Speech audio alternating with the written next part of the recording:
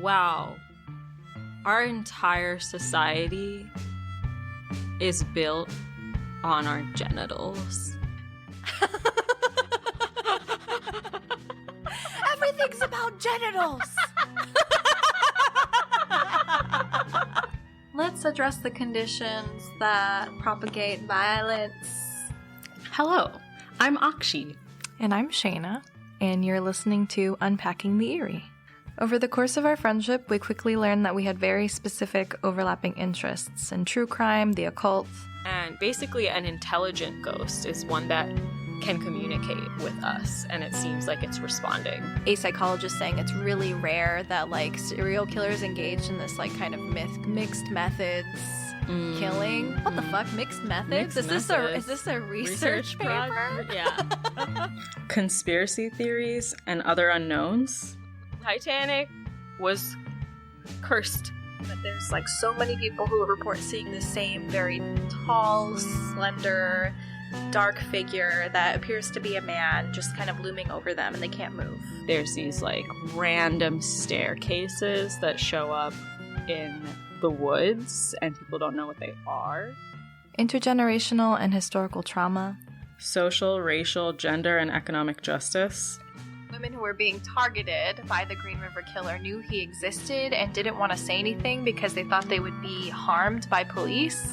I just really wish that men would fucking call their friends out for saying and doing fucked up shit and not just staying silent. After many conversations, we thought the intersections of all of these things would be prime content for a podcast we've always wanted but have never found. This is that podcast. Laugh, cry, and be terrified with us as we explore the many layers that exist under the surface of these stories. Creep yourself out with Unpacking the Eerie, available anywhere you get your podcasts.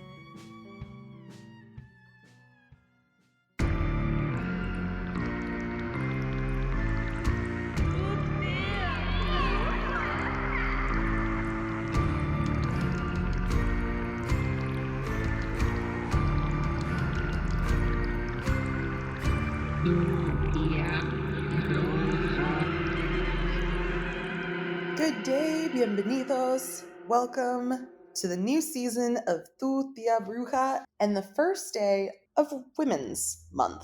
So shout out to all my ladies, my femme-presenting humans. Today is the first day of a month to celebrate us. Being a woman is hard, y'all, but I'm sure many of you know, either by experience or seeing what someone close to you experiences. So this episode is like no other that I've recorded, in the sense that it is a collaboration episode. This whole season is about collaborations, because collaborations, partnering, getting together, creating something with other people puts so much magic into the world. And this episode is focused on witch hunts, because witch hunts have been used as a tool to make women submissive, to make people submissive, to force people to be ostracized from society. And it's interesting because we only really focus here in the US, we only really focus on the Salem witch trials. I think that's the infamous one, right? We all know it. We all love it. We've probably read Arthur Miller's play about it. But it's just so wild to me. But this is a phenomenon that continues to this day. To this day! Isn't that wild? That these tactics just haven't gone away. And I think it really reveals a layer of our society that we just don't talk about. Social justice, as I'm sure you know, is very important to me. This show lives at the intersections of magic, witchcraft, and social justice. Because if you're going to claim the title of witch, bruja, hechicera, whatever spiritual, magical being you are actively standing up for yourself and a generation of people who either were or were not witches. But at the end of the day, it didn't matter because they were ostracized, tortured, condemned, and made to shut up. So what is a witch hunt, right? What does it mean? It's a searching out for prosecution of persons accused of witchcraft. The searching out is deliberate harassment of those for such things as political views, unpopular opinions, or ideas that do not conform to the norm. Social justice, right? I think it is such a pivotal part of a lot of things. There's a lot of things that we need to look through a socioeconomic lens that we just don't. We just don't. And, for whatever reason, I fucking love true crime, And I would say that, a lot of it comes off as trauma porn. I think there's people who are trying. I think there's people who really do want to make a difference and have an impact and help bring a lot of these stories to life, to, educate us and make us aware and change the norm. Something that stands out to me really loudly, right, is stalking. For so long, there was not a word, there was not a term, there was not an understanding of what stalking was and did. And it wasn't until the very public Dominic Dunn case in the 80s, post her being in Poltergeist, that wasn't that long ago, did that finally change. In my search of listening to other things that do not come from mostly a white woman perspective, I came across a show called Unpacking the Eerie. Unpacking the Eerie is fucking hilarious. And it really puts a socioeconomic lens on a lot of conspiracies, ghost stories, murder cases. One that I would highly suggest, I suggest all of them to you. They're all fucking great. I have a great time. Akshi and Shayna do a great job of telling a story that makes you laugh and also makes you understand the context of all of the things that happened. I think the episode that stood out to me the most, to be honest, of theirs it's the episode that focuses on Richard Ramirez. And the reason that I really liked it, other than the commentary was great. I feel like it made you understand a lot of things about Richard that I feel like are not talked about, And I think that the most pivotal thing for me is that whenever people discuss Richard Ramirez, the Night Stalker or whatever, they just really go into, the thing that was scary about him is that, he didn't really have an MO. He'd go after anyone, but that's not true. That's not true. When you look at Richard Ramirez's history, when you look at a lot of his victims, there were a lot of Asian victims. And I think that correlates because when he was younger, he used to hang out with, I can't remember if it was his Uncle Mike or his cousin Mike. I want to say uncle, but I could be mistaken. But his Uncle Mike went to Vietnam and had a bunch of Polaroids of just the ways he had murdered and brutalized these women. And he held them up like trophies. And he showed young Richard these images, which obviously just impacted him. And it's just there's a straight line of how this occurred. How has nobody discussed this? And I was really, really happy that they did. I learned so much from them. Akshi and Shayna, I feel like they take you on this ride. And that's why I wanted to take a ride with them to tell y'all a story. I sent these witchy bitches a message and I was like, would this be something that you're interested in? And thanks to the universe, they were like, yeah, we'd be all about it. And I love when women support women in addition to other folks. Because all of us marginalized people need to band together. So without further ado, this is the collaboration between Unpacking the Eerie and Tutia Bruja. Hey everyone, I'm Bex. And I'm Shayna. And I'm Akshi. One of the things that I love is podcasts, and I think y'all can relate. Mm-hmm. Yes. One of the things that's pretty rad, especially if you're someone who really feels like they live their life at the intersections of social justice and trying to understand why people are the way that they are, sometimes true crime, spirituality, all these different things. It's nice to analyze things from, well, this happened because of X, Y, and Z, and it was a domino effect. Yeah, definitely. Mm-hmm. And I think we agreed that we like listening to a lot of true crime and creepy stuff, but there was a lot of thoughts that we would have while listening to stories or finding out about stories that were just not touched upon at all. Yeah, there's always a socio-political context that's completely left out of the conversation on violence. And even more paranormal stuff like hauntings. Mm-hmm. The haunting stories usually have a tragic backstory that's rooted in some kind of injustice.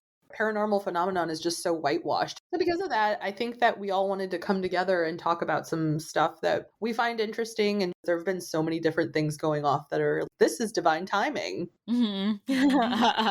For sure. I am glad that we're doing this. And I feel like I learned a lot of interesting things while doing research for this episode. Don't get me wrong. I have some issues with Crime Junkie, but I really love the way that Ashley Flowers tells a story. I agree. And I remember I was just sort of looking for something different, but it sort of brought me to your podcast. And from the get-go, I was hooked. I kind of listened to them out of order. So I listened to the one about the Green River Killer. Uh-huh. And just the commentary and all of the different things that y'all were doing. I'm like, I think it too. I feel it too. Yeah, I really enjoyed the show. And I was like, maybe they'll want to work together. For all the listeners at home, I sent them an email just like, let's see what happens. And there were just all of these like divine timing things that kind of made us feel like this was something we were supposed to do. Yes. Well, we're so glad that you reached out. Me too. We got this email and we were like, what's this? Yeah. Our first outreach for a collab. And I checked out your stuff and I was like, wow, you know, like this person is really like, well, first of all, I was like, of course, this witchy bitch found our stuff. And then second, I was like, wow, you know, like this person's covering like spirituality and witchcraft from a lens that's super similar to the approach that we do with Unpacking the Eerie. It's like a similar framework with different topics, and it felt super complimentary, and I love your guests. Yeah, thank you. I try to keep it very diverse because I feel like sometimes in various, podcasts about occult, metaphysical, or just like witchcraft, it's always focused on people that just have these very large audiences. And I think that that's important. And I think that we should, look to all different types of people though, because it's like we're all magic and all of us carry all these traditions. And the fact that we're here and that so many of our ancestors have, dealt with so much trauma and genocide and violence, and so many of us have the traditions that we're able to continue on, that's a blessing in itself. Mm-hmm. It's really, I think, powerful to help people connect with various things related to their traditions that are not focused on, I guess. And so, yeah, that's the kind of work that I do. And so, yeah, I am that witchy bitch. We identify as such too. Oh, and I want to bring up the fact because, like, I mention this all the time on the show. I'm from the St. Louis area, and the area code here is 314. So I have been noticing since I was about 21 and I'm 27 now that every now and then I'll see the 314 number, but it'll be like something that keeps showing up in terms of like it was someone I knew's apartment number when I was 21 and it was the code to get into their building. So it was something that I saw very frequently because of that. And then it was also Shayna's apartment number at one point of time.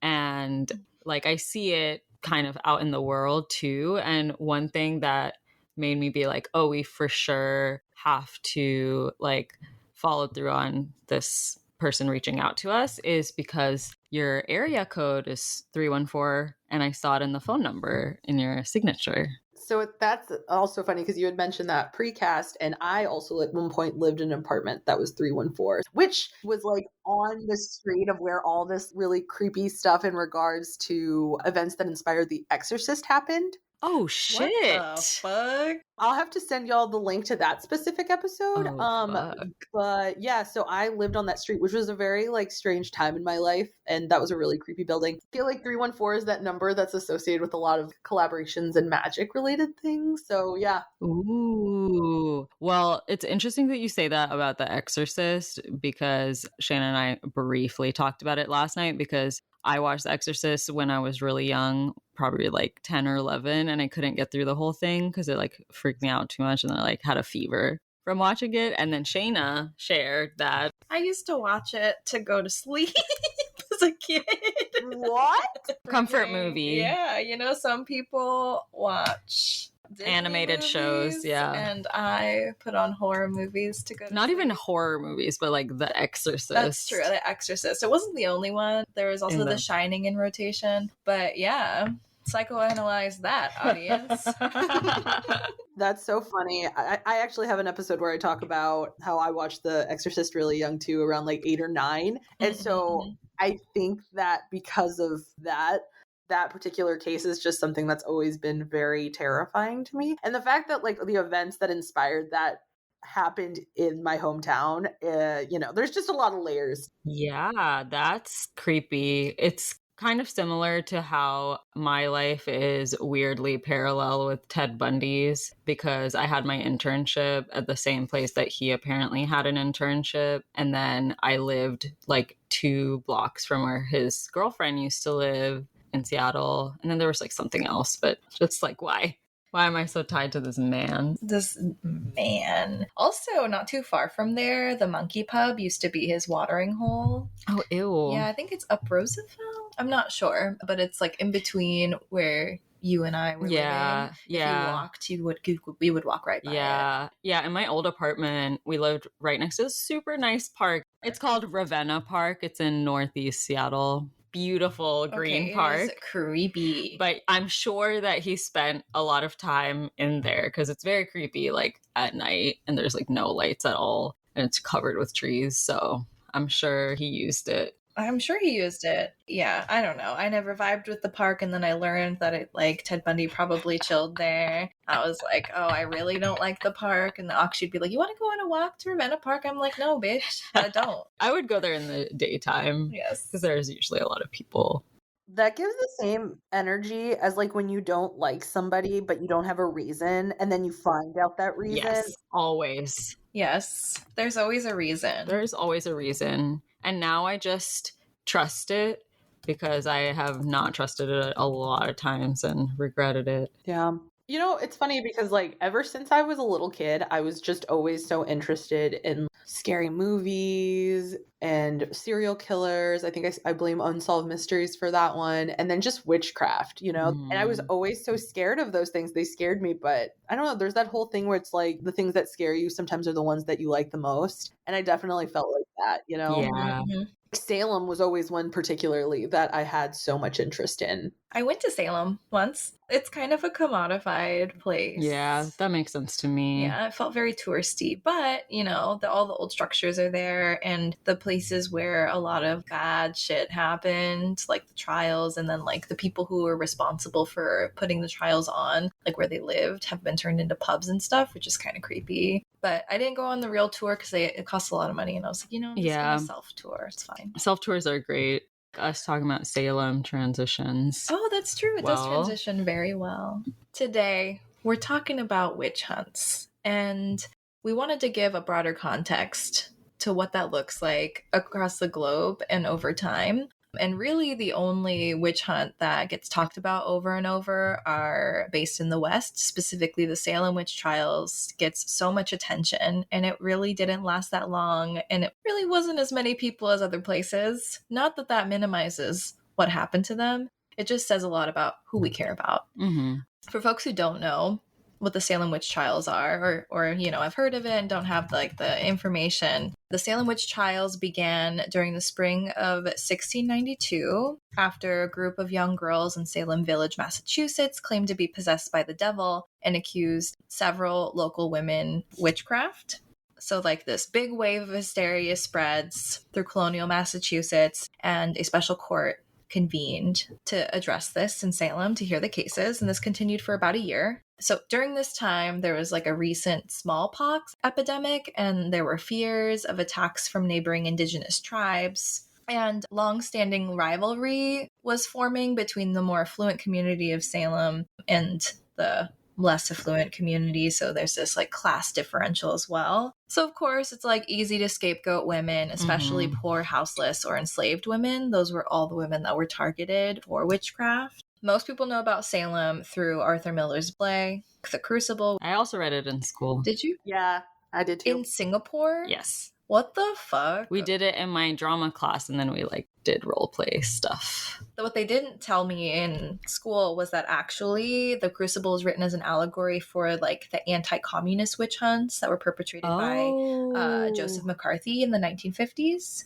It was a political commentary, and it was like not just a recounting of this story. Yeah. Fun fact. In an effort to like try to explain why the people who were vomiting and convulsing and had quote unquote delusions, there was a 1976 scientific investigation posted in Science magazine, and they cited fungus ergot, which is found in rye, wheat, and other cereal, which toxicologists say can cause those symptoms. So wow, that was explained long time after, which also honestly speaks to how much we hold on to stories about people in the West.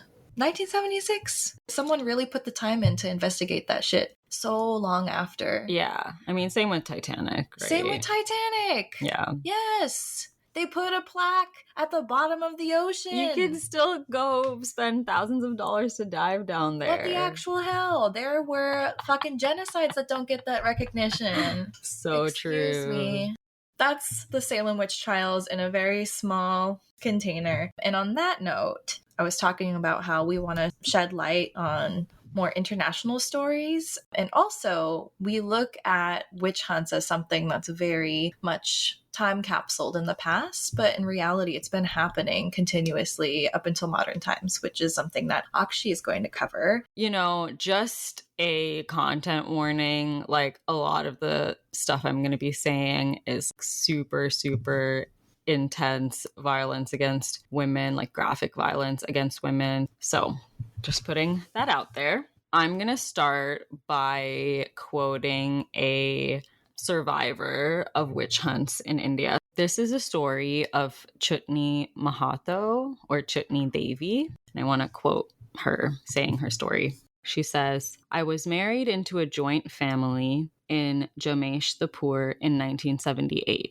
I wanted the children in the family to study, which went against the elders' interests, and that was the beginning of my bad days. When one of my neighbor's daughters got sick, people started suspecting me of practicing witchcraft and called the panchayat, which is the village council, where I was suspected as a witch in September 1995. Some people from my in-laws' side, along with villagers, barged into my house and tried to rape me. A panchayat was called again, but no action was taken. Following that, she was tortured for 3 days, and the panchayat also imposed a fine of 500 rupees on her for practicing witchcraft, and she was forced to pay, but it still didn't stop. One night, the villagers called an exorcist who wanted to force me to consume human feces and urine to get rid of my spell. They couldn't succeed. So she was publicly humiliated by her in-laws and branded a witch in her community. And after all of the stuff that I just described, including at one point she was tied down and beaten up, and she also was forced to walk through the streets of her village naked. After all of that happened, they then dragged her and her 3 children out of their house and ostracized her from the community, and so she became homeless. She said, "No one came forward to help. I was forced to spend nights under a tree. I walked miles along with my children to reach my parents' place, who then took me to the Gamharia police station where the police refused to register my complaint." And this was in 1995, so pretty recently. In India, around 2,500 people have been accused of witchcraft and have been killed between 2000 and 2016, according to crime records. And these are just reported cases to the police, and a lot of cases go unreported. Partners for Law and Development state it is only the most gruesome cases that are reported. Most cases of witch hunting go unreported and unrecorded, which makes sense when the police oftentimes will not even take a report for it. Often how this tends to happen is that the perpetrators of the branding will consult with a witch doctor, who are sometimes known as Khonses, Soka, Janguru, or Oha, the people in villages who use medicinal herbs and that people go to for consulting about a variety of things. Supposedly, this witch doctor, who's usually a male, will use incantations and then writes the name of all the suspected on a tree, and the name that's on the branch that withers is condemned a witch. There's also other ways that this supposed witch doctor does that, which is that he'll write the names of people on rice and put them in different bags in a nest of white ants, and whichever bags the ants eat is the witch. Sometimes they also use potions. So in 2011, a shaman forced 30 women to drink a potion to prove they weren't witches, and it had a poisonous herb in it, and they all fell ill, and the shaman was arrested. Oftentimes, these are not actually real rituals. Shamans and witch doctors are paid money by the perpetrators in order to label specific women as witches. Once they've been identified, branded, publicly accused, women will experience a variety of atrocities, like content warning again. being forced to have their heads shaved, walking through their villages naked, sometimes while being chased by a mob, gang rape, having parts of their body cut off, especially sexual parts of their body cut off, having their teeth broken, being forced to consume urine and feces, eat human flesh, sometimes drink the blood of animals, sometimes pierced iron rods that mobs sometimes chase them with. They have been pierced through their body, and oftentimes people bleed to death. Oh my God. And they have also experienced lynching and being burned alive. That's kind of the spectrum. At best, they're ostracized from their village, and like at worst, they experience all of these other things too. So the communities that this occurs in is typically in more rural areas of India. Women are the most vulnerable to experiencing this, but it's not just specifically women. It's poorer women of lower castes who are typically older women, widows, or single women. There's clearly a pattern there of women who aren't attached to a man at a point in their life. I actually found a really great quote by Pooja Singhal Purvar, who's a social welfare official in India. And she says that the superstition is a mask for true motives and that it's only an excuse. And they spread superstitions like in a way to control women and like use it as an excuse to commit atrocious acts of violence. Terrence McCoy from the Washington Post states, by punishing those who are seen as vile and wild, oppressors perhaps want to send not so subtle message to women. Docility and domesticity get rewarded, anything else gets punished. So now I'm going to kind of go into the reasons why this specifically happens in India and why it happens to this very specific population as well. And you'll notice that all of the reasons actually intersect with each other very well to form a conclusion of this happens as a way to violently sustain caste or Brahmanical patriarchy in India, which is related to the caste system. So it's an intersection of both caste and gender. And because most of the victims of witch hunts in India today come from scheduled oppressed castes, Dalit activist P.G. Ambedkar in 2017 claimed that there isn't a single case of witch hunting against upper caste or Brahmin women that has been identified to this day. So it's like a very clear and obvious population that is being targeted with this like atrocious violence. So just a little bit about the caste system to give some people context who wouldn't know about it. It is a system that some people will say is a legacy to Indian society, but it definitely still exists today. And it was given by Brahmanism. It's a socio-political ideology in which Brahmins occupy the highest place, and they're like seen as the sole providers of wisdom and knowledge on practically like every issue of the world. The ideology. It is considered to be the main factor, like Brahmanical patriarchy, behind witch hunting or branding of women as witches. Dalit activists claim that witch hunting is part of the many caste atrocities against Dalit women and a common way and excuse used to kill them, literally. Dalit women stand at a very marginalized intersectional identity. They're part of the most vulnerable caste in India. So they face discrimination based on their caste, but they also face discrimination based on their class and gender, both from within their caste and from outside of it. So because of that, they face a lot of violence, including as this phenomenon of witch hunting.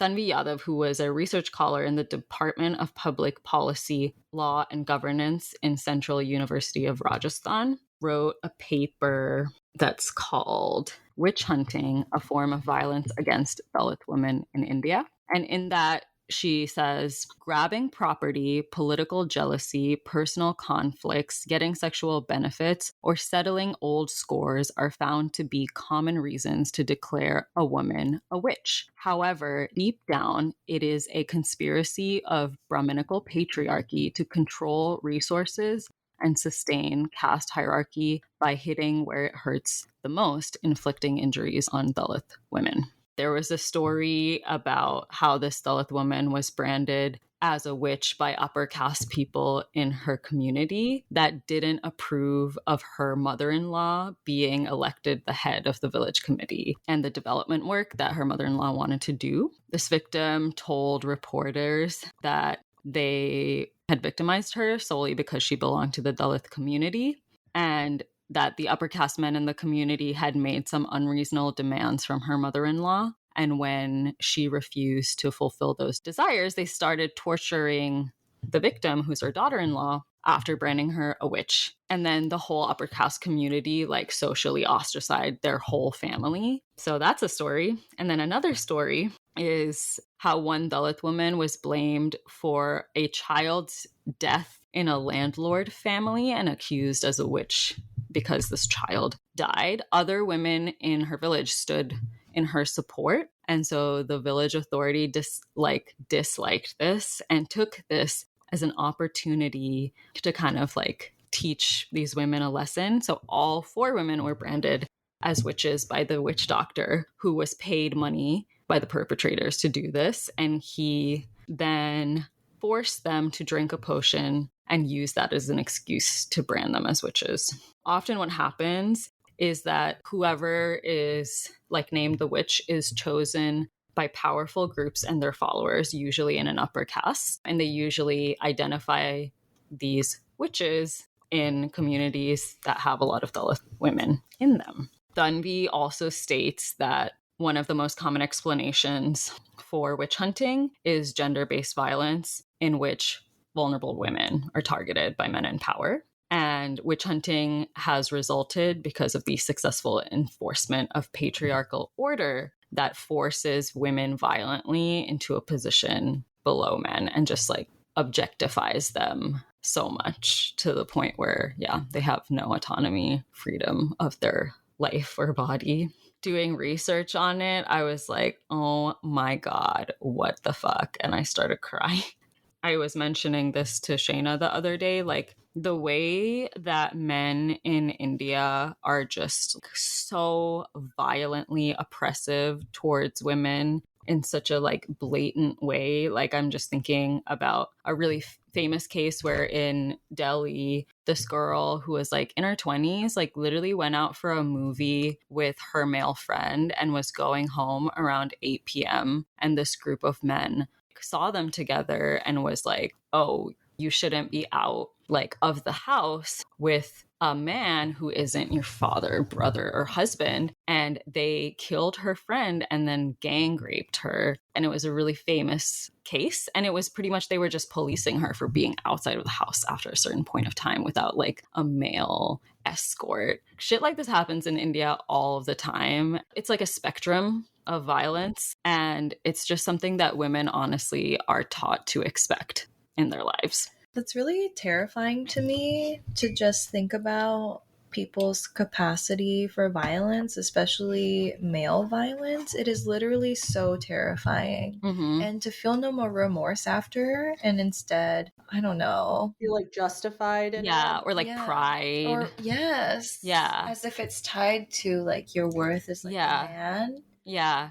Clearly, it's like really obvious that this phenomenon, I guess is the right word for it, is like very much about policing women and enforcing gender norms, because most survivors are able to draw a very clear connection between their experience and, you know, it being based in gender-based violence.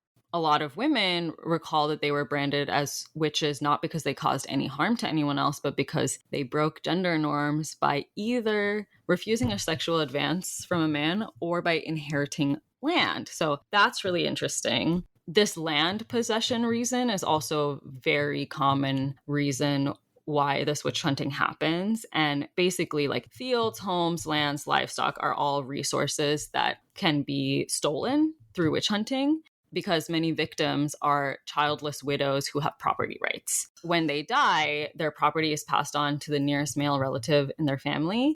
And these male relatives, by accusing them of witchcraft, are able to get the land. Literally, in some areas, women are targeted and victimized through witch hunting by land mafias in the dominant caste in order to steal their land and settle their interest in this land behind this mask of superstition, because they're able to declare them a witch, force them out of their home, get them ostracized from their village, and then it's super easy to get their property. And in some areas, there's like a rule that a widow's right to property is denied if other members of her family can prove that she's a witch. Which, how do you prove someone's a witch? You ask the witch doctor who you paid money? Great. Makes me so mad. 3 Gujarati women were accused of eating the souls of their male relatives, were then beaten nearly to death and forced to give up their land and made to live with their abusers. I really hate it here, and I hope their souls get eaten. Currently, there's no national law in India or even state laws that address this issue or like ban witch hunting. However, there is some local legislation in areas where it's prevalent. Some states have tried to outlaw witch hunts, but it hasn't really helped either, because dozens of murders related to witch hunting happen every year in a lot of areas in India. That's all I have. It truly is a way of putting women in their place, because in Salem, that was one of the biggest reasons, was a property grab, which I feel like is not discussed enough. It's just so interesting because like this is happening in like rural India where they have most likely never heard of Salem witch trials. So like that's not where they're like getting this idea from. And it's just happening in 2 completely different places in the world, but for exactly the same reason. Yeah, I mean, I guess this is a half-baked thought, but I'm just thinking about how, like, more native spiritual practices that have existed in all of those places, you know, forever. I think over time, post-colonialism, because it had been weaponized before, they understand that it can be weaponized to, like, enforce their own supremacy, you know, like target groups, in this case, women, but in other cases, like, dictated by race, class. I mean, here also... caste, class. That's true. That's caste, true. class, and gender. That's true. Yeah, it's just all rooted in upholding the finger quote norm. I feel like everything stems from capitalism and colonialism. A sense of almost like convenience at times, right? It's easier to accuse someone of something terrible and potentially profit or benefit from that in some sort of way than it is to figure out the ways or methods to like find or get something yourself. Which sort of, I guess, brings me to my topic. Okay, so my topic, because it definitely ties in with witchcraft in the sense that I think that there's the understanding that witchcraft is always connected with like the devil. A while back on my show, we recorded an episode of the history of tequila, the spirit, in regards to there being folklore of one of the most prominent families to be in tequila had sold their soul to the devil to achieve the success that they did. And so that kind of got me into a place thinking about like magic, thinking about the devil, thinking about colonization, just all these various things, right? Because in that episode, we had talked about how, and I'm going to link the episode in the show notes so you can listen, but we had talked about how their grandfather built a house that my grandmother lived in for a while. So I spent time in this house and it was definitely haunted. And recently I was talking to my mom about it. I had mentioned to her that they had had someone in their inner circle die in the house, to which I said, oh, that's probably why it's haunted. And my mom said to me, well, that's one possibility. The other possibility is that when the Spanish were colonizing that region, they would dump bodies there.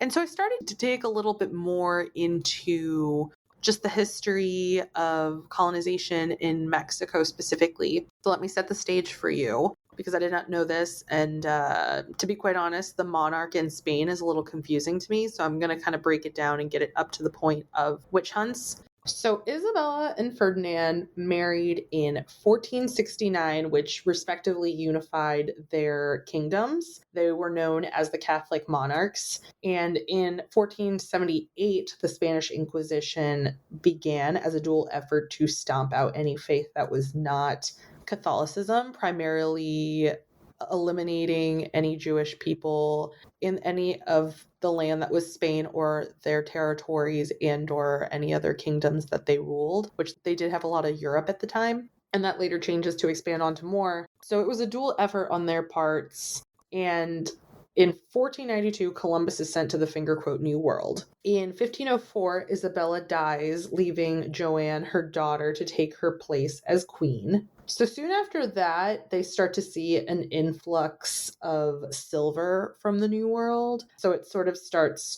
to make them feel like they made the right decision going there. So Philip was Joanne's husband, who was supposed to take the throne. At that point, Isabella had died, so it would be him and Joanne.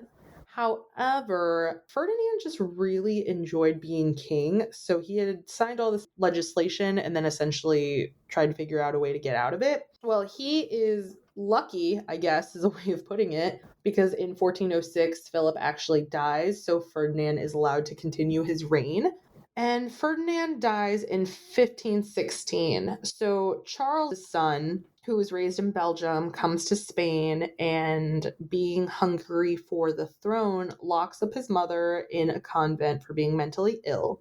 So thus begins his reign in Spain, the reign in Spain. So his official rule starts in 1519. King Charles I, he bribes some prominent German officials to be given the title of the Holy Roman Emperor. And at this point, he has vast power over Europe. The empire has extended to other places besides just Spain. But overall, his rule is deemed as a failure. There were a lot of things going on. You had Martin Luther begin the Protestant Reformation, so that's something that he's dealing with as they've acquired Germany. That is not good vibes. At this time, also, Hernan Cortes has made his arrival in the area that is now Mexico City. And what was really interesting to me is that I had never expanded upon the areas of New Spain and how they were specifically chosen. So this is interesting and heavy. So a big reason, amongst all the other things that they were finding, is they were trying to essentially find a replacement for brandy because the supplies to make brandy had been running out. And so they needed something else that could potentially fill that place to be able to get drunk. And when they encountered the Aztecs, they used agave nectar and different parts of the agave. Like, for example, one thing that I remember reading was a cure in Aztec culture for like an injury was if you mixed egg whites and agave nectar and put it over something, it would help disinfect it and remove any bacteria. That led for them to find more agave, a place where they could find a lot of agave. What's interesting about this is in order to make tequila, you can only get it from a few specific states and regions in Mexico. The state of Jalisco being one of them, which is where my family is from. So tequila and the general area that is Guadalajara was the second city in Mexico to be part of what is finger quote New Spain. So this is still under the rule of Charles. In 1529, Nuno Beltrán de Guzmán arrives in the area of Jalisco. This area was primarily made up of the Huichol, Cora, Coca. It wasn't necessarily located in the area in which tequila is now, which makes me kind of circling back to the fact that my mom's statement in regards to where bodies were dumped. At first, there wasn't a whole lot of resistance to the Spanish. I think that this was primarily due to the fact that Guzman had come to the area with 300 Spaniards and 6,000 indigenous warriors. And so there wasn't a whole lot of resistance. And so the village of Santiago Tequila was found. Under this rule as well, in 1541, various indigenous groups rebelled against the Spanish, including, and I do apologize if I'm mispronouncing these, the Texconines, the Caxocanes, from the neighboring towns of Tatlanago, Xochipitila, Nochetetlan, and Teoclatec rebelled first, with those in Tequila joining later. This was called the Mixton Rebellion, and this continued on until in early 1542, the stronghold of the Mixton fell to the Spaniards and the rebellion was over. The aftermath of the natives' defeat was that thousands were dragged off in chains to mines, and many of the survivors, mostly women and children, were transported from their homes to work on Spanish farms and haciendas. Guadalajara was soon after founded in its current state. But I just find that really fascinating that Guadalajara was founded second to Tequila. But I think, again, that had to do with the fact that they were searching for something to help get people drunk. And you might be asking yourself, well, why is this all relevant? So this is relevant because when I started doing research for my witch hunt, picking the Mexican Inquisition, which again is an extension of the Spanish Inquisition, I was just very confused because, obviously there were all these factors and all these indigenous people that were killed, but that isn't included in the statistics of the Mexican Inquisition. Not terribly long after Guadalajara is founded in its current spot, Charles starts to realize that he doesn't have much time left and passes power to his brother Philip II in 1556. So this was about 15 years before the official start of the Mexican Inquisition. So at this point, there was the forcing of indigenous groups to convert to Catholicism.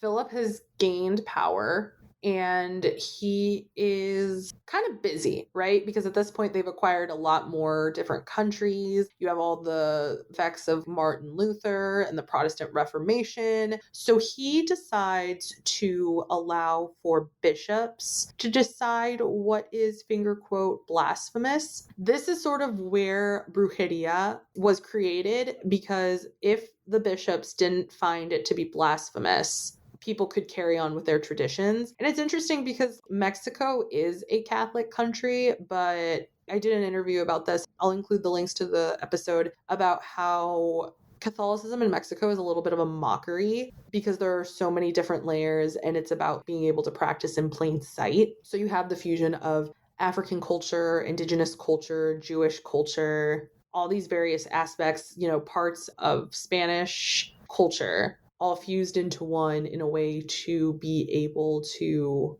use magic and prosper within colonialism. So it's interesting because it's like a form of resistance and what people needed to survive within this oppressive regime.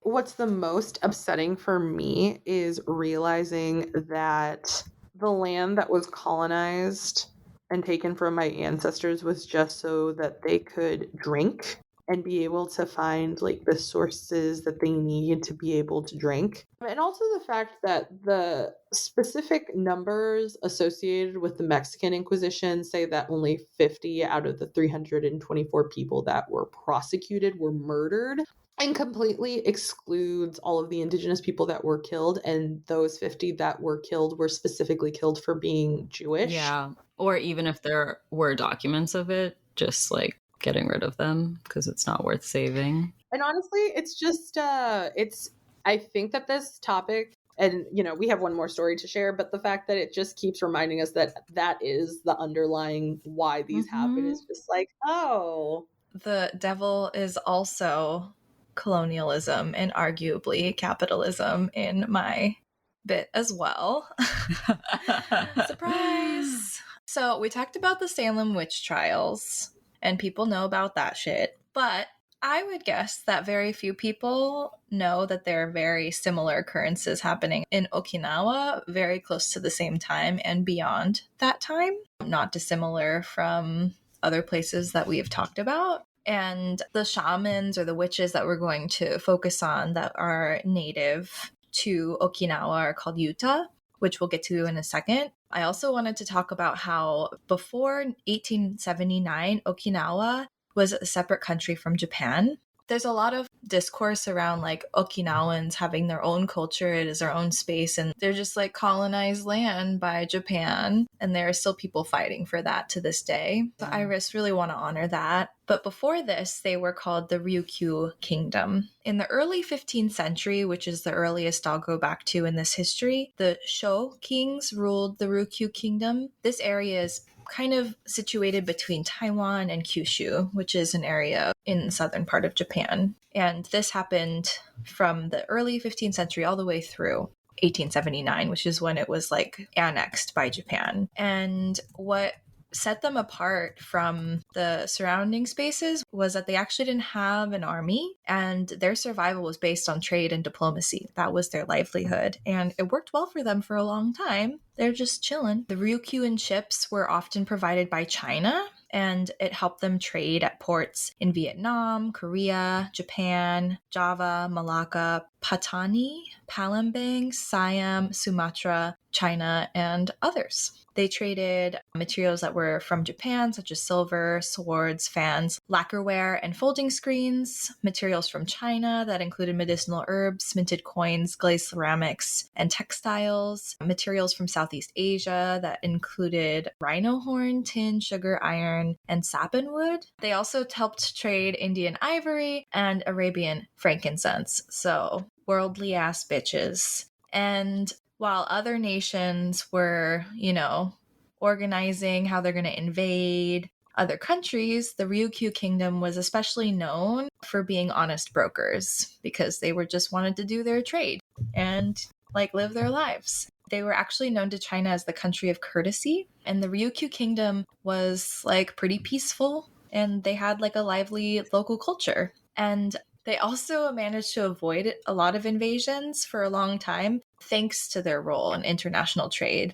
Places really depended on them to be kind of a conduit to that. And they also received a lot of support from Chinese emperors. And so that kind of put them in a subordinate position in that China had more resources, more power, army strength, and then also they provided their ships. But really it was their own kingdom. China, they didn't try to take over, And then around 1590, Toyotomi Hideyoshi asked the Ryukyu Kingdom to help him conquer Korea. And they were like, if you can do this, then we're going to take on China and we can reap the rewards together. And the Ryukyu Kingdom was like, no, because we're a tributary state of the Chinese Ming Dynasty and we're not going to fuck with them. That's not how we roll anyway.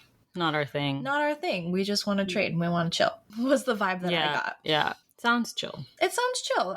We I'm really into could have it. been chilling. Yeah. And we really We didn't have could to be chilling right now. We could. Too. We could just all be enjoying fruit, being in the sun. Well, a lot of us, but now we have to pay taxes and do a lot of this bullshit. Yeah. Yes, and our lives are defined by our credit scores. Yes. And so Japan offers this opportunity to be imperial fuckers with them, and they're like, no. And so they're pissed. Japan's like, we don't get what we want, I'm mad. So in 1608, the feudal lord of Satsuma invaded the Ryukyu Islands and put an end to the kingdom and their prosperity. The king was kidnapped. The Ryukyu Kingdom was forced to swear allegiance to Shimazu, or the Shimazu clan of Satsuma, and they didn't abolish the Ryukyuan monarchy and absorb the islands in their entirety. They decided to, quote unquote, allow the kingdom to continue while keeping the invasion a secret from the Chinese. Wow. Yes. Yeah. Because they needed trade from China too, so they couldn't be outwardly we're fucking with your trade routes. Yeah. And so they were able to expand, though, their trade to China by doing this. It put the Ryukyu Islands in a really shitty position, a really shitty wedge in between ruling class that was holding them hostage from Japan, but also under the, I guess, financial power of China, who were providing the boats for them to conduct trade. Yeah. And then in 1879, Japan officially annexed Okinawa. Well, annexed the Ryukyu Kingdom and named it Okinawa, and then dissolved the kingdom. So that's the backdrop of what I'm about to share, the witch hunts that were happening during this time and beyond. So to go back to traditional beliefs, the Ryukyuan had their own distinct set of religious beliefs. Buddhism was present, but it wasn't as influential. It wasn't a prominent thing. It was way more prominent in Japan and China. And also Confucianism was introduced from China. And as the influence increased in the 17th century, it became a driving force behind the persecution of the Yuta. And I think it's important to note that the Yuta really were symbols of traditional Ryukyuan values and beliefs and their societal structure. And so their existence is a threat to this ruling class that's trying to come in and dominate this land and its trade routes and its people. They actually, so the Ryukyuan people subscribe to a belief system called onarigami, which is the ancient belief that spiritual power is in the domain of women. And so because of this, historians actually suggest that the Ryukyu Kingdom was a matriarchal society, which would make sense. We're chilling. We're chilling. We're taking care of each other. We're exchanging. And the roles of women in Okinawan society and ritual traditions were based around these religious beliefs. And there were women who had exceptionally high spiritual power. They were called kaminchu, and they had specific jobs based on those roles. So there's two categories of shamans that emerged during this time. There's the Yuta, the originals, and the Noro, which I'll get into. So at the most basic level, Noro were priestesses, while the Yuta were spiritual mediums. They were both women, and they were both involved in rites, rituals, and spiritual work, but the positions were very different. The positions of Noro were generally inherited matrilineally and were part of a system, while the Yuta, they were said to be chosen from a higher power. So it's said that the Yuta were able to see, hear, and be possessed by kami, or spirits. And because of this, they were called upon when mysterious or unfortunate events arose, and they were asked to provide some insight on why those events are happening and how they can be stopped. They were thought of as being the embodiment of particular kami, as they could see or communicate with them. And they also engaged in mediumship, curing, exorcism, retrocognition. What the fuck's retrocognition? To perceive past events. Oh, I see. Opposite to precognition. Yes. Okay. Yuta are said to be chosen by kami, and they typically don't go into it having any knowledge of it. Historically, it's not something that they chose. It's something they were chosen for. And they said that they received messages from other realms that told them that they were meant to be this, and this was their calling. Yutas to this day actually are holders of a lot of knowledge. People describe them as a human library. They were also holders of ghost stories. They held oral history, as we were talking about before. They held genealogies, and they held ritual. So they really were the backbone of a lot of the ways that it sounds like they were functioning. As I mentioned before, they were symbolic of tradition, so it was a threat to colonial forces. Yeah. There were also community shamans who were called Noro, as mentioned before. They were the official priestesses of Ryukyu, and while the king and his ministers formed the hierarchy of government, the head priestesses and the other Noro formed the religious hierarchy. So we're starting to see organizations of power form. And the head priestess or the head Noro was usually the king's sister or another relative. Okay. So here we're seeing parallels too of our positional authority is based on something that was God-given to us by our royal blood. Sure. Is what it's reminding me of. Yeah. And it was they performed similar duties. They tend to their community as well as the spiritual being of the people. They were also thought to be embodiments of particular kami, so people thought of them as divine. They are government officials, and so they also could help in tax collection in some localities and were in charge of officiating all ceremonial affairs in the community. They might have also been in charge of officiating ceremonial affairs in their neighboring villages. So I'm going to call Noro witchy bureaucrats, because this was really hard to find. I imagine that the archival information is in Japanese, which I don't read. And no one's ever translated it. And not been translated. So I found very few. There's just not a lot of information about this in English. And if they are, this has been covered predominantly by white people, either from the anthropological gaze of white intellectuals or literally just white people who are I think Japan is very cool. If I see another Timothy Smith talking about their expertise in East Asian culture with a fucking PhD and all of these publications under his name, what is that for? Yeah. Timothy, you could literally study anything. You could study your own ancestry. You could. And how fucked up they were. You could do that. Yeah. You could do that. You probably have a lot more documents to look at. Yeah. We actually go on a tangent about this in Certified Freak 7 days a week. Yes. Yes, at the beginning about appropriating culture. Yes. And I think I share a stupid story about a stupid French dude that I met in India in that one. So you could go check that out.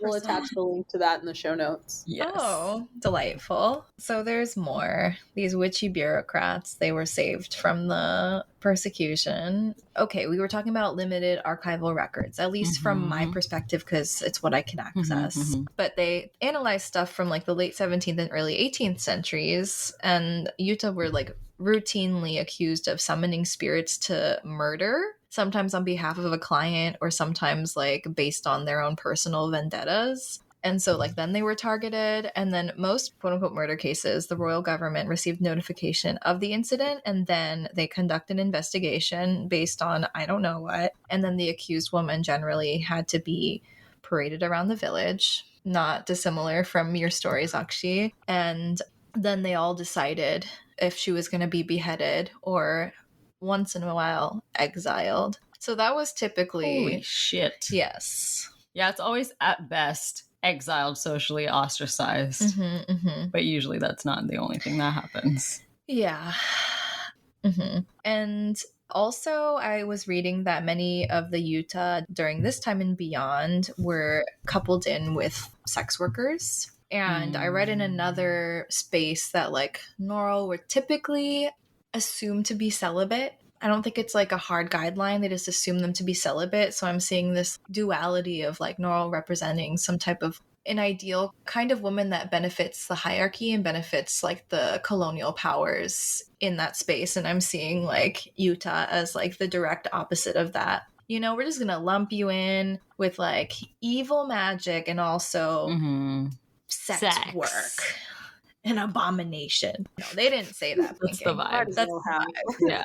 And I mean, the fact that they were so hunted says a lot about how threatened the powers. If they weren't powerful members of society, they wouldn't be targeted in this way. And then sometimes they were incarcerated. And then Japan, like I said, annexed Okinawa in 1879, dissolved the kingdom.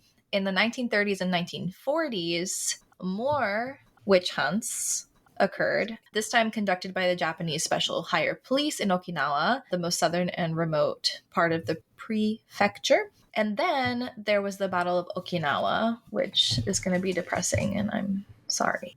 Okay, where do I start? Well, even after the persecution of them, they still were put on rituals to help put the spirits of the victims of the Battle of Okinawa to rest. The Battle of Okinawa happened in 1945. It was led by the US and Japan with support from the UK, New Zealand, Canada, and Australia. Oh, I didn't know that.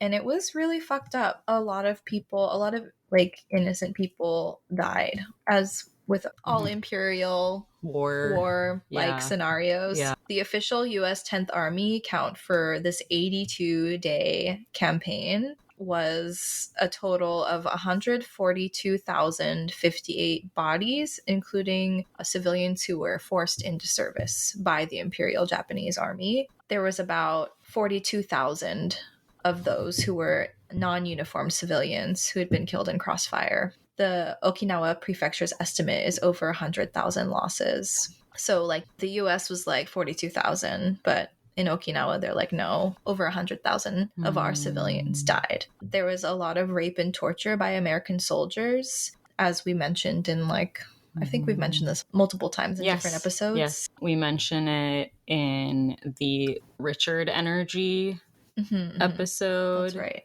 Which is about the unsolved family murder. And I think we also maybe mention it in the beginning of Certified Freaks.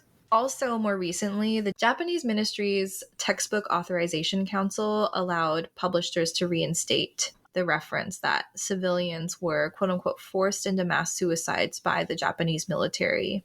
There's a lot going on there. Not only was there just like rampant violence through battles on that land, there was just like regular terror on the civilians who lived there on land that had been fucking terrorized for so long. And more than 90% of Okinawans were homeless near the end of the war in 1945, including the Sho family, who were rulers. The Shuri Castle was ruined. It's since been restored, but it was ruined. And Okinawa, at this point, is now under control of the United States and remained that way for 27 years until it was finally returned to Japan in 1972.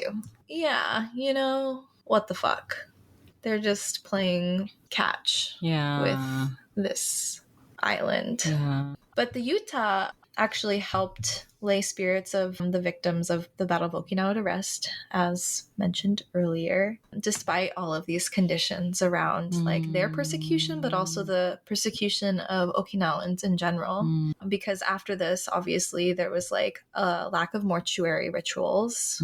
People were not being buried in the way with dignity. There are death rituals that are relevant in all cultures, and it's part of the grieving process. It's important to have them for closure and for healing and for community connection. That was stolen from them too. And so people are experiencing mass grief, mass trauma, and spiritual dislocation. And the Utahs were trying to band together and help restore that for their community. And then in 1980, there was more legislation targeting Yuta, and the Japanese claimed it was unscientific and un-Japanese. Therefore, you're not allowed to exist. You don't exist. You don't exist because you're un-Japanese and you're unscientific. Goodbye. But despite this, in 1988, they were talking about studies that showed 2 out of every 3 Okinawans consulted a Yuta, and that most patients at mental institutions seek therapy through both modern medicine and shamanism. There's a history that I'm not going to get into because it's like too much content, but there is a tie between modern psychiatry and the spiritual practices that Yuta provide. And clearly there is something missing there. And the psychiatric institutions that were very much influenced by the West coming in there and bringing it in as like some catch-all way to help people with mental, like things that were going on mentally for them, and the peace they were getting from the spiritual practices that Utah provide that were rooted in community-based tradition and, culture that's existed for thousands of years. There's that. Something I really wanted to touch base on that you had mentioned just now is the fact that, they weren't allowed to have their traditions or be buried in a way that was honorable to their culture. That sort of connects back to when the Spaniards first started colonizing the area of Tequila. The indigenous people that were of there were of what's considered a shaft tomb culture, which is typically like there's a lot of figurines, burial goods, and things that were attributed like when you would bury your dead. It's really interesting to me that like at the time it was almost like a justification of like, oh, well, these people, they have these like beliefs that are strange and whatnot, and just the ability to pick and choose like the things that people do, right? Because now Mexicans in particularly have such a connection to death. Like we have Dia de los Muertos and all this, and people pick and choose the things that are attached to a culture or a country or traditions or whatever based on the appeal of the larger group. So it's like, I feel like for a long time, Dia de los Muertos was such a taboo. And now it's just like, oh, well, this is part of the culture. But whose culture, Yeah. What you were saying earlier, Shayna, about the connection between spiritual leaders and healers and modern psychiatry, I was like literally just talking to my supervisor about how sometimes you can feel stuck with certain people. And when I was working in India, we used to go to temples and religious places with like clients all the time. And like my supervisor told me of stories where she like accompanied people who were like experiencing really bad psychosis to like get like exercise, but not like in a, I don't know, colonial sense, colonial violent way, and that some of them really just like got completely better afterwards. Here, because there's such a lack of connection to that in like a way where your like community will support you when you're experiencing that, there's a lot of roots of healing that are missing when you're like doing one-on-one therapy with people in a society that's super like isolating, and where it's not just like the norm for people in the community to be like, oh yeah, I am down to help. Right. Yeah. Therapy can't provide community, and that's like something that people really need to heal. But bringing it back. So modern day Utah still exist. They're part of the order of traditional Okinawan life, and people seem to keep it alive. It sounds like they're reclaiming power on personal and community levels, and they center the psychological and spiritual health of their communities. They provide long-term community-based care where medical systems can't or won't. and like, you know, people are discharged. There was a lot of talk about specifically like psychiatric situations where people would be released from institutions for one reason or another, and that long-term care usually falls on the Yuta and the community. Yeah, and the practices have evolved over time, actually. So, for example, use telephones as props in ritual when they're communicating with ancestors. Oh, that's cool. As like a, you know, like an offering on like an altar. Yeah. So that's kind of cool. Sorry to interrupt, but this also connects to, I was just listening to a podcast the other day, and they were speaking to Ed Calderon, and he is a leading expert on various occult practices in Mexico. And he was discussing that, honestly, when you really break it down, magic is just spicy psychology, because you're essentially trying to attract things to you and use your energy and your mental capacity to make that happen, which I would argue a lot of magic is just putting effort and intention to make it happen. So fascinating that it's coming up again. Totally. I mean, brains are magical, and the way nature operates and the way science works is magical. I think there's so much magic in everything that we do all the time. Yeah, especially like just at the most basic level of it. If you just like look at the universe, there's so many repeating patterns of things that Yes, like fractals. Fractals. Yes. Yeah. Very cool. Like the way that when you zoom out and look at galaxies, It's the same as they look like neurons. Yeah. Neural networks. Yeah. And veins. And veins. And roots. Yes, and roots. That's what I was thinking about. It's true. Thanks for sharing. I'm just going to end with a quote from Toshihiro Takaishi, a native of northern Japan who heads a rural mental hospital on Okinawa's peninsula. And they say, every culture has its own kind of stress, and the cure has to come out of that cultural context. Shamanism goes back to the base of the culture, which, you know, not sure if it's a direct translation, but it's a translation that I was offered. My part ended on a bleak note, but I'm going to bring it back to the first story that I shared, which also connects to what we were just talking about. Chitni Mahato, or Chitni Devi, who I mentioned right in the beginning of the episode, is now 63 years old. It took her about 5 years to recover from her physical injuries. And like I said before, she was ostracized and then moved back to her father's house with her 3 children. The police didn't help her when she tried to make a report against her in-laws. So she formed a group of 70 women and started a campaign against witch hunting. And since then, she has saved a lot of people from getting treated in the way that she was, and probably saved a lot of lives as well. Today, she's in charge of a rehab center in Birbans Panchayat, and she has a team of 90 women from various villages in Jharkhand, which is the state that she's from, who like just watch out for abuse and harassment in their communities.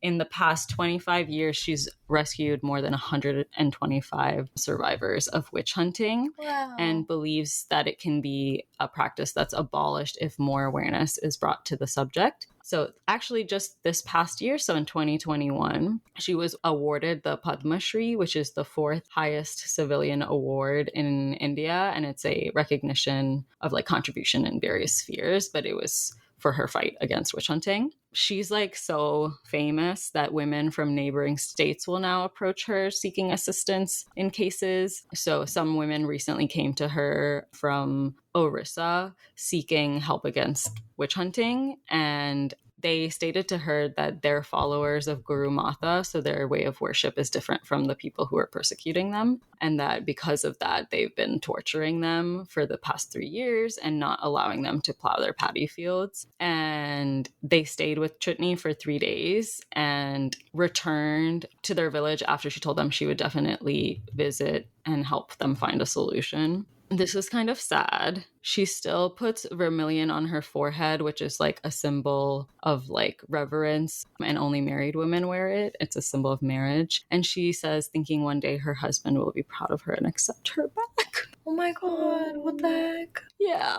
But she also says her mission against fighting witch hunting will continue till her last breath. I'm going to quote one thing that she said, which is, "I always cry when I remember the things that happened to me in the past, but I overcame everything. And since 2000, I'm fighting for the others." Just lovely. And it isn't actually just her. She has done a lot of amazing stuff, but there's also this nonprofit that's based in a different state, Gujarat. It's called Anandi, and it's a nonprofit that supports vulnerable communities in general. But it says on their website that it's their vision to bring rural women's concerns to the center of all development processes so that all can live in a just, equitable, peaceful society. They work on the values of justice, freedom, and promoting women and young leaders to work towards social justice, sustainable development, and accountable governance. And they build and strengthen rural women-led community-based organizations for sustainable livelihoods, rights, and entitlements, and a violence-free society for women, youth, and children from tribal, Dalit, denotified tribes, and other marginalized communities. And they've been working since 1995. So one of the groups that they work with are survivors of witch hunting. And between 2011 and 2013, they identified 500 witch branding cases in 3 districts across Gujarat. They provide support, care, community, and legal assistance to women experiencing being branded as a witch. So after this woman and her sisters-in-law were branded as witches, they came to Anandi and discovered that they were not the only women in their area who had experienced this. And so in their office in the Dahod district of Gujarat, survivors meet regularly, sitting in circles, sharing samosas, and singing songs about the violence they suffer from men. It says, one woman sang, "Who can I tell about my pain?" Those in circle responded, singing that they would listen and help. The same group of women acts as on-call responders to gender violence. So on a visit to a nearby village, they met a recently widowed woman who had been accused of being Dakan, which is a witch. And one of the group members told her, "Remember our number, teach the number to your children. If anyone hurts you, call us. We will come and we'll bring the police." They travel from village to village using songs and plays to get the attention of locals, while at the same time warning women about the early symptoms of malaria, cholera, teaching them which foods to feed a weaning child, and also reminding them that accusations of witchcraft should be reported to the police. The police don't write down in the report, but we go to the police station and we tell them, "This woman was beaten in a witch hunt. Write Dakan in your report."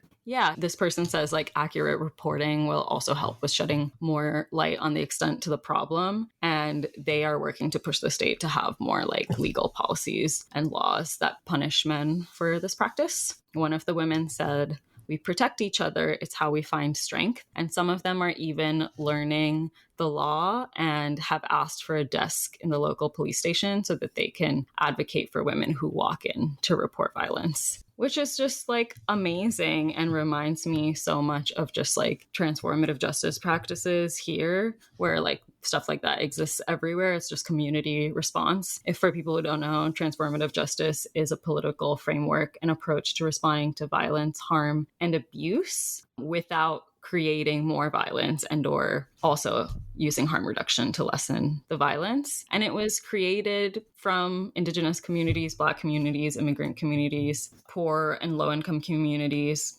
just marginalized communities generally, sex workers, people with disabilities, queer and trans communities. It's really cool to see a parallel exist when it just kind of comes from community care. This is the positive note that I'll end on. And apparently one of the women in the circle asked, "Does this kind of thing happen to women elsewhere?" And someone in the circle mentioned the witch trials in Salem, Massachusetts in the late 1600s, as well as continued domestic violence across the world. So I think we all had kind of downer topics. yes. Yes. Super downer topics. Moral of the story, it all comes back to capitalism and colonialism, and community-based care is really powerful. Mm-hmm. And educating yourself. Yeah. True. a lot of individuals used weaponized ignorance. It reminds me a lot. I don't know if either of you watched King of the Hill, but there's a whole part where Bobby is talking to John Redcorn and they have a conversation. It's something to the effect of, "Are you sure that white people did this? Because I come from white people and this is the first time I'm hearing about it." Oh, I do remember that for some reason. I think it's been made into a meme now, but I'm just like, and I think that it's really frustrating when it's you are of a group that's seen like some type of colonial violence. And it's like to this day, right? We're trying to explain that this is a real thing or like that the obvious signs are right there. And it's like so much gaslighting. Yeah. So talk to your friends about witch hunting. Spread the word. That shit that Bobby said, white proverb. Oh my gosh. This was honestly a blast. Thank you so much for it was so much fun. Yeah, thank you. Thank you again for listening to the episode. It was truly one of my favorites that I've had to record. This episode is also streaming on Unpacking the Eerie's RSS feed. So be sure and check out Unpacking the Eerie wherever you find your podcasts. It's a good one. You're going to like it. I promise you. Additionally, I would like to give a shout out to one of the biggest supporters of this show, my friend Renee. I created a collaboration with Berto, which I'm sure you know. We did a Las Flores de Guadalupe / Tu Tía Bruja collaboration. And if you're interested in those, you should check out Berto's website, which is in the show notes. And stick around after the episode to hear a little bit more about what Berto can bring you. But that project was completely funded by Renee, and I just want to thank her again because she really allowed Berto and I to make really rad merch for the show and to create something that just felt right. You know what I mean? All right, everyone, thank you for listening. Be sure, and if you don't follow me, social media is the best place to get information, updates about what's going on with the show. Again, this episode is all about collaboration. So if you enjoyed what I did here and you'd like to do something similar, get at me. I'd love to sit down and talk to you. And even if you don't do a podcast, but you're in a band, hit me up. Music is such a vital part of life. And I would love to speak with you about what inspires you and your fellow creators, your bandmates, whatever, to create. Thank you again for listening. Check out the website. It's bexbycasting.com for information about me. Looking forward to more of these episodes this month. Oh, one last thing I want to mention because I realized that I didn't bring it up when I was talking about why the Spanish wanted to go to Tequila / the Guadalajara area. So yes, the Aztecs did use agave nectar and egg whites as a disinfectant, but there was also a pre-colonial drink called pulque, and it's like a milky white texture. You can still find it. I'm actually in Tequila, Jalisco right now, so I might actually go find some. I've never had it, but that's what made them want to go to that area. They knew that this was something that could get you drunk, and they wanted more. So yeah, you take care. Bye. Ooh, what can I say? I love pulseras. Call it the Mexican material girl in me, but I just love wearing something cute that reminds me of Mexico. And my boy Berto does a really good job of making stuff that you can wear if you're still in the broom closet, or if you're like me and you want to let your inner bruja roar. And if that's not what you're looking for, if you're looking for someone to do tarot readings, well, Berto does those too. And let me tell you, he's really accurate. Every time that I have lost something, I message him, and within 2 minutes after his reading, I find it. He's gifted. So please check out Las Flores de Guadalupe, Berto's shop. See what magic he can whip up for you.